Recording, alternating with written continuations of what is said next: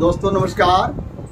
आज मैं फिर आप लोगों के सामने एक नए विचारों के साथ हाजिर हूँ और वह एक ऐसा विचार है जो आप लोग सुनेंगे तो आश्चर्य रह जाएंगे, चकित रह जाएंगे और आप सोचने पर मजबूर हो जाएंगे। और वह है क्या? ये देखिए, मैं आप लोगों को दिखा रहा हूँ एक किताब, प्रारंभिक भारत का परिचय। ये देखिए, ये लिखा हुआ प्रारंभिक भारत का परिचय और रामचरण शर्मा का ये लिखा हुआ चीज है। दोस्तों, ये जो किताब है ये कोई नई चीज नहीं है और इसमें कोई उलूल जुलूल बातें नहीं लिखी गई है। इसमें जो सत्य है, भारत का जो सत्य है वो लिखा गया है। और ये दुर्लभ किताबें हैं जो भारत का जो सत्य है वो सत्य पर आधारित है। और आप देखेंगे विश्व के बहुत बड़े बड़े लेखक उन्होंने क्या बताया कि दुनिया में अगर किसी इतिहासों के साथ छेड़छाड़ हुआ है तो भारतवर्ष के इतिहासों के साथ छेड़छाड़ हुआ है। दुनिया में अगर किसी देश के इतिहासों के साथ छेड़छाड़ हुआ है तो भारत के इतिहासों के साथ छेड़छाड़ हुआ है। तो इसके बारे में आप लोगों से चर्चा करने के लिए हाजिर हूं और आप लोगों से मेरा यह निवेदन है कि आप लोगों को अगर ये मेरा ये वीडियो अच्छा लगा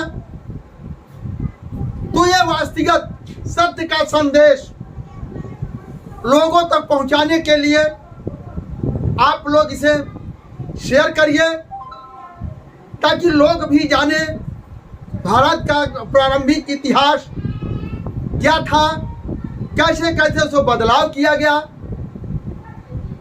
और भारत के मूल निवासी के साथ जो भी चीजें हुआ, धोखा हुआ, उनको छला गया, उनके धनों पर अधिकार जमा करके उनसे हड़प लिया गया। ये सारी बातें जानने के लिए आप लोग वीडियो के अंत तक बने रहेंगे तो मेरा ये मानना है आप लोगों को समझ में आएगा और आप लोग इस चीज को जानेंगे। अब देखिए, भारत के अंदर जो बाहर से आए लोग वो कैसे आए, किसके जमाने में आए, ये मैं आप लोगों को बताना चाह रहा हूं। जब सुंदर कौशल नाम का राजा, जिसे चंद्रगुप्त मौर्य कहा जाता था, उन्होंने जब आर्यावर्त को जीता, जो अफगान है, अफगानिस्तान है, ईरान इराक से यूनान के राजा हुआ करते थे, उन्होंने जब जीता, जीतने के बाद जो चालाक लोग थे, जो आज चालाक बने हुए हैं, उस टाइम उनका कोई अस्तित्व नहीं था और पहाड़ के अंदर वो गुफाओं में रहा करते थे और वो लोग सोमरस बनाना जानते थे, अंगूर का शराब बनाना जानते थे, सोमरस बनाना जानते थे। तो सुंदर कौशल राजा चंद्रगुप्त मौर्य जिसको कहा जाता है, उन्होंने जब ये जीत लिया तो उन्होंने कहा कि आप एक खंडर के बीच में मत रहो, आप आओ प्लेन जमीनों पर हो। उन्होंने क्या किया? प्लेन जब जमीनों पर आ गए, अंगूर का शराब बनाना जानते थे, जो बाहर विदेशों से लोग आए, तो क्या हुआ? जो यहाँ के निवासी लोगों को, भारत के निवासी, जिसको उस जमाने में परसाई देश, हिंदू कुश कहा जाता था, जो हिमालय पर्वत के इस पार था, उसको हिंदू कुश कहा जाता था और कुछ विदेशी लोग परसाई देश कहा करते थे। जब उन लोगों ने आया यहाँ पर तो क्या किया? उन लोगों ने यहाँ के भारत के मूल निवासी को सोमरस बनाकर पिलाना चालू किया, जिसको शराब कहा जाता है। सोमरस बनाकर जब पिलाना चालू किया, एक नशीली पदार्थ थी और आज भी है। नशीली पदार्थ को लोगों को पिलाना चालू किया, पिला करके उनको धनों को हड़पना चालू किया और जब उनको धनों को धीरे धीरे हड़प लिया गया तो उनको अपने अधीन बना दिया गया और फिर उन्हें क्या किया गया, उनको कर्म कांड में फंसाया गया। उनको कर्म कांड में ला करके फंसाया गया। आप ये पूजा करिए, आप ये पूजा करिए, आप ये पूजा करिए, ये पूजा कराइए, वो पूजा कराइए। जो बचा हुआ धन था, जो कुछ लोग बुद्धिजीवी लोग थे जो सोमरस का सेवन नहीं किए, उसके नजदीक नहीं गए, उनका क्या प्लान था, उनके धनों को कैसे लिया जाए। जो बुद्धिजीवी लोग थे सोमरस के नजदीक नहीं गए, शराब के नजदीक नहीं गए, उनको धनों को लेने के लिए क्या हुआ, स्वर्ग का रास्ता दिखाया गया, उनके लिए कर्म कांड के में लाया गया। भूत प्रेत देवी देवता मरी मचान टोना टोटका ये सब उनको सिखाया गया। और क्या कहने लगे, मैं इकलौता जो है भगवान का मेन आदमी हूं, स्वर्ग की बात को आपको बताता हूं, आपकी हर समस्याओं का मैं निदान करता हूं। उनको इस तरीके से फंसाएगा जो बुद्धिजीवी लोग थे। अब आप और धनी हो जाएंगे। उनको कर्म कांड के दायरे में लाया गया। उसके बाद क्या हुआ उनके साथ, जैसे उनके एग्जाम्पल, उनके पिताजी इस बार हुए। उनके पिताजी जब मरे स्वर्गवास हुआ, जो कि स्वर्गवास नहीं कहा, उनकी भाषा में स्वर्गवास हुआ। अभी आप लोग बिहार का एक हैं सियाराम महतो जी, वो अपना नाम रखे हैं स्वर्गीय सियाराम महतो, जो कि स्वर्ग यहीं पर है। जो आप खा लेंगे, पी लेंगे, पहन लेंगे, जो ऐसो आराम कर लेंगे, वही स्वर्ग है। इसलिए उन्होंने नाम क्या रखा अपना, स्वर्गीय सियाराम महतो।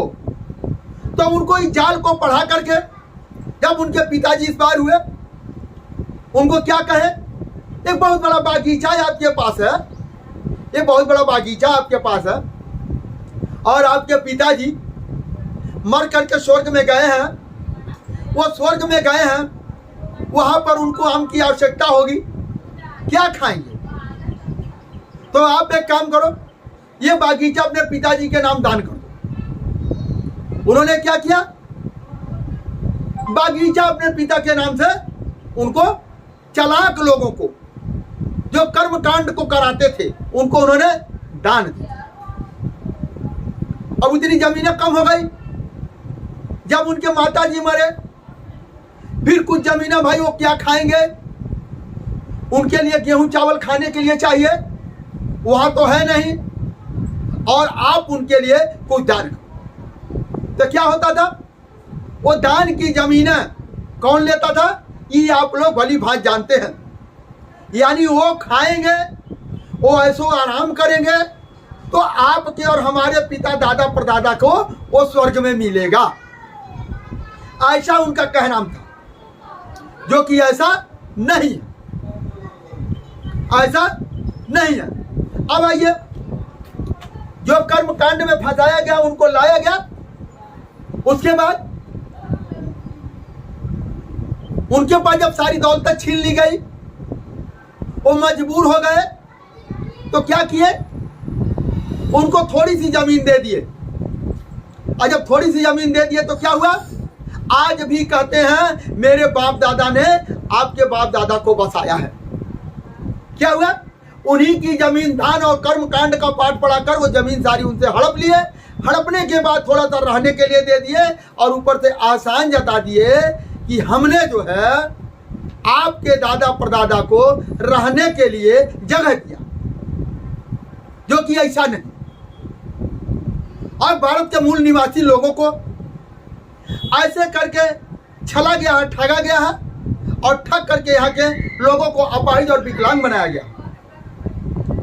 जो इनसे पढ़ने का अधिकार छीन लिया गया, कपड़ा पहनने का अधिकार छीन लिया गया, इनको ऐशो आराम की जिंदगी को छीन करके उनको विकलांग और अपाहिज बना दिया। अब आइए, दूसरा सबसे बड़ा अत्याचार क्या हुआ, मूल निवासी के साथ दूसरा सबसे बड़ा अत्याचार क्या हुआ। इनको कई भागों में विभाजित कर दिया। जैसे गाय वाला क्या होता था, वो दूध दूहता था, दूध निकालता था और लोगों को पहुंचाता था। गाय वाला, उसका नाम था गाय वाला, जिसको ग्वाला कहा जाता है। उनको क्या जात बना दिए? अहिर बना दिए, यादव बना दिए, गाय वाला बना दिए। उनको एक अलग जातियों में ढाल दिया गया। उसके बाद क्या हुआ? कुम्हार, जो मिट्टी का बर्तन बनाने वाला, कुल्हड़ बनाने वाला, वो एक कलाकार था, वह एक वैज्ञानिक था। उस जमाने का वैज्ञानिक था, उस जमाने का कलाकार था। उसको कुम्हार कह करके उसको भी अलग कर दिया गया। उसके बाद लोहार जो था, लोहार लोहे का कार्य करने वाला, उसको लोहार कहते थे। लोहे का हथियार बनाने वाला, क्या हुआ? उसको लोहार जात का नाम देकर के अलग कर दिए। यानी भिन्न भिन्न भागों में उन्होंने बांटना चालू किया। चमड़े का कार्य करने वाला, जो उस जमाने का चमड़े का वस्त्र बनाता था, चमड़े का जूता बनाता था, चमड़े का तमाम सारे ढाल बनाता था राजाओं के लिए, उन्होंने क्या किया? उसको चर्मकार को क्या किया? चमार बना करके अलग ढाल दिया। उन्होंने क्या किया? भारत के मूल निवासियों को दो तरह का अछूत बनाया। दो तरह का उन लोगों ने अछूत बनाया। पहला अछूत वो बनाए जिनका छुआ हुआ वो पानी नहीं पिएंगे, आपसी मतभेद किया। पहला अछूत उसको बनाए जिनका छुआ हुआ पानी नहीं पिएंगे, वो महा अछूत है। दूसरा अछूत क्या बनाए? जिनका छुआ हुआ पानी भी पिएंगे, उनके हाथ का बर्तन धोया हुआ भी खाएंगे, उनके हाथ का खाना भी बनाया हुआ खाएंगे। दो तरह के अछूत इन्होंने ढाला। और ऐसे ढाल करके दो तरह का अछूतों को बना करके इन लोगों ने भारत के तमाम मूल निवासियों को कई खंडों में बांट दिया। और जब कई खंडों में बांट दिया तो ये लोग आपस में एक नहीं हुए, खंडित हो गए। जब खंडित हो गए तो क्या हुआ? उन लोगों ने हमारे और आपके ऊपर, भारत के मूल निवासी के ऊपर शासन किया, और आज भी शासन हमें और आपको अलग करके शासन कर रहे हैं। जो कि वो आपस में शादी विवाह हर तरीके से कर रहे हैं, लेकिन हमारे और आपके बीच में क्या है? कई भागों में बांट करके, हमें ब्रेनों को हाईजैक करके, हमें देवी देवता को पकड़ा दिया गया, अल्लाह ईश्वर गॉड फादर भगवान को पकड़ा दिया गया। आप इसमें मस्त रहिए। और जब आप उसको पकड़ लिए तो उसका मुख्य कौन है? जो आपको कर्म कांड कराता है, जो आपको अल्लाह ईश्वर गॉड फादर भगवान का दर्शन करवाता है, वो आपसे धन को अर्जित करता है, आपसे धन को लेता है और आपको कमजोर करता है। कड़ी मेहनत को, जो आपने कड़ी मेहनत किया, धन को अर्जित किया, उस धन को क्या किया? उन्होंने कर्म कांड के द्वारा आपसे ले लिया गया। और कर्म कांड के द्वारा ले लिया गया तो क्या हुआ? आपका नुकसान हुआ, आपके घर से धन गया। जब आपसे घर जाएगा, धन जाएगा, तो आप क्या होंगे? परेशान होंगे, मजबूर होंगे, मजदूरी करने के लिए मजबूर होंगे। और आप जो है जितना भी धन है कर्म कांड के द्वारा आप उन लोगों को सौंप देते हैं, और जब सौंप देते हैं तो आपका विकास नहीं होगा। सबसे पहले मेरा मानना है, मेरा ये कहना है, मैं किसी का कहा हुआ नहीं कहता, मेरा मानना, मेरा कहना कि आप तमाम बनाए हुए कर्म कांड, तमाम उन धार्मिक प्रतिष्ठानों से, तमाम जो आप दान देते हैं, उससे दूर रह करके आप अपने बच्चों को, अगर कोई बच्चा सुन रहा है तो आप सबसे पहले शिक्षा के तरफ ध्यान दीजिए, पढ़ाई के तरफ ध्यान दीजिए, ज्ञान के तरफ ध्यान दीजिए। कर्म कांड और देवी देवता पूजा पाठ में ये बच्चों का काम नहीं है। और सभी लोगों से मेरा निवेदन है कि आप अपने बच्चों को कर्म कांड से दूर रख करके उनके शिक्षा के नजदीक करिए। और जिस दिन आप शिक्षा से नजदीक कर देंगे, उस दिन आपके आने वाला जनरेशन को नया बदलाव होगा, उनका भविष्य उज्जवल होगा, उनके जीवन में खुशहाली खुशहाली होगी और आपके भी जीवन में खुशहाली आ जाएगी। तो दोस्तों, अब मेरा वीडियो कैसा लगा आप लोग अवश्य कमेंट बॉक्स में लिखिएगा। ऐसे आने वाली समय में एक मैं और नए विचारों के साथ, जो आपका विचार होगा, जैसा आप वीडियो देखना चाहेंगे उस तरह से आपको वह चीज़ उपलब्ध कराया जाएगा जिससे आपके आने वाले जनरेशन को नया बदलाव होगा, नई दिशा मिलेगी और आप लोगों का भविष्य उज्जवल होगा। दोस्तों, अगर हमारे इस चैनल पर अगर आप पहली बार हैं तो इसको सब्सक्राइब करके बेल आइकन को दबा करके ऑल कर दीजिए ताकि समय समय पर आपको नई नई वीडियो, नई नई जानकारी मिलता रहे। दोस्तों, आज का वीडियो यहीं तक। धन्यवाद, नमस्कार।